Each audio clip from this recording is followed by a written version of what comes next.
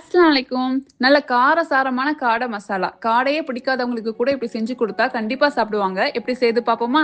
நல்லா கிளீன் பண்ண காடையில 1 spoon Kashmiri chilli powder, 1 spoon normal chilli powder, 1 spoon இஞ்சி பூண்டு paste, 1/2 spoon garam masala, 1 spoon salt சேர்த்து நல்லா மிக்ஸ் பண்ணி விடுங்க. மசாலா எல்லாமே நல்லா மிக்ஸ் பண்ணி ஒரு 1 ஹவர் ஊற வச்சுக்கோங்க. இப்போ ஒரு ஸ்கில்லட் எடுத்திருக்கேன். கோகனட் ஆயில் ஆட் பண்ணி மேரினேட் பண்ண காடையை ஒண்ணு ஒண்ணா ஆட் பண்ணி 2 சைடும் நல்லா ஃப்ரை பண்ணி தனியா எடுத்து வச்சுக்கோங்க.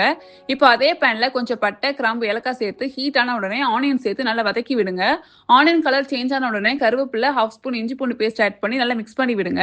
இப்போ கிரீன் சில்லி, டொமேட்டோ ஆட் பண்ணி சீக்கிரம் வதங்கிறதுக்கு கொஞ்சம் சால்ட் ஆட் பண்ணி நல்லா கலந்து மூடி போட்டு குக் பண்ணுங்க. இப்போ 2 மினிட்ஸ் அப்புறம் ஓபன் பண்றேன். தக்காளி நல்லா மசிஞ்சு வந்த உடனே 1 spoon chilli powder, 1/2 spoon garam masala, 1 spoon coriander powder add பண்ணி நல்லா மிக்ஸ் பண்ணி விடுங்க. இப்போ 1/2 கிளாஸ் வாட்டர் ஆட் பண்ணி மூடி போட்டு அகைன் 2 மினிட்ஸ்க்கு குக் ஆகட்டும்.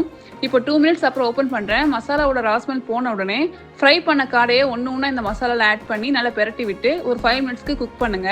இப்போ லாஸ்டா கொத்தமல்லி இலையை தூவி விட்டு ஸ்டவ் ஆஃப் பண்ணிருங்க. நல்ல சூடான சப்பாத்தி, ஏன் ரைஸ்க்கு கூட டேஸ்ட் அருமையா இருக்கும். கண்டிப்பா ட்ரை பண்ணுங்க. இந்த மாதிரி சூப்பர் வீடியோஸ் பார்க்க என் பேஜை ஃபாலோ பண்ணிக்கோங்க. டாடா.